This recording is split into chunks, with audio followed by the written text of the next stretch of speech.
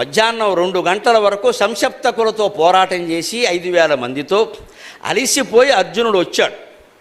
మధ్యందిన మార్తాండులాగా కర్ణుడు వెలుగొందుతున్నాడు, ఈవేళ చంపకపోతే ఇంకెప్పుడు చంపలేం అనే మాట వచ్చింది.